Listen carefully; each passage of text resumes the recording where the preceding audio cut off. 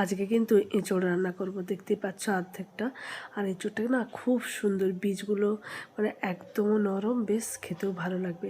আর এখানে মিষ্টি কুমড়ো নিয়ে নিয়েছি, আমি কিন্তু ভাতের মধ্যে দেবো, সেদ্ধ হবে। আর এখানে এই দেখো মটরশুঁটিগুলো ছাড়িয়ে ফ্রিজে রেখেছিলাম, তো গাছ বেরিয়ে গেছে, আজকে মটরশুঁটি দিয়েই করব।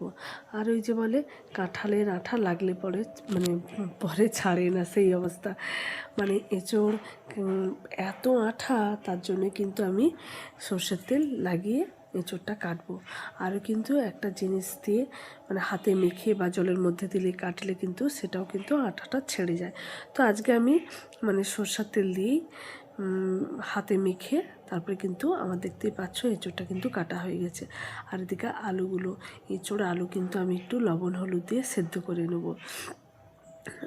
আর ওর কষ জলটা যেটা, সেটাও কিন্তু বেরিয়ে যাবে আর সেদ্ধও হয়ে যাবে। আর তার জন্য দেখতেই পাচ্ছ কাঁচা পাকা লঙ্কা, আদা, রসুন, পেঁয়াজ, টমেটো। আর আমরা সকলেই জানি এঁচোড়টা কিন্তু মাংসর মধ্যে মানে মাংসর মতো করে রান্না করলে খেতে কিন্তু ভীষণই ভালো লাগে। মানে এতটাই পেঁয়াজ, আদা, রসুন সব কিছুটাই দিতে হয়। তো এদিকে আমার মানে লবণ হলুদ দিয়ে এঁচোড়টা কিন্তু সেদ্ধ হয়ে গেছে, দেখতেই পাচ্ছ ঢেলে দিয়েছি কিন্তু। আর সেদ্ধটাও ভালো হয়েছে। তারপরে কিন্তু আমি এঁচোড়টা আর আলুটা কিন্তু ভেজে নেব। অনেকে কী করে এঁচোড়টাকে আলাদা আলাদা করে ভাজে, আবার মানে অনুষ্ঠান বাড়ির মতো রান্না করতে চাইলে শুধু এঁচোড়টাকে মানে এমন তেলে ভেজে নেয় পুরো শুকনো, মানে একদম শক্ত হয়ে যায়, ছিঁড়ে খেতে হয়। তো সেভাবেও রান্না করতে পারো। আমি কিন্তু এভাবেও রান্না মানে ভেজে নিচ্ছি। তোমরা কি হয়তো ভাববে ভাজা হচ্ছে না, কিন্তু সুন্দর কিন্তু এতেও ভাজা হয়।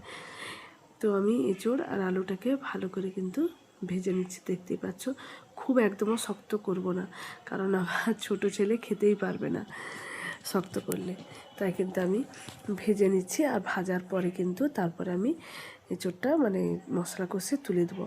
আর যে আমি মানে মশলাটা দেখেছিলাম তখনও কিন্তু মানে আদা, রসুন, পেঁয়াজ আমি কিন্তু বেটে নিয়েছি মিক্সিতে, আর কিছুটা পেঁয়াজ রেখে দিয়েছিলাম। তারপরে গোটা গরম মশলার উপর পেঁয়াজটাকে তার সাথে কিন্তু একটু নেড়ে চেড়ে তারপরে মটরগুলো দিয়ে দিলাম। মানে মটরটাও একটু ভাজা হয়ে যাবে, লবণ হলুদ আর টমেটোগুলো দিয়ে ভালো করে কিন্তু ভেজে ভেজে নেবো। তারপরে যে বাটা মশলাটা সেটাও কিন্তু দিয়ে দেবো।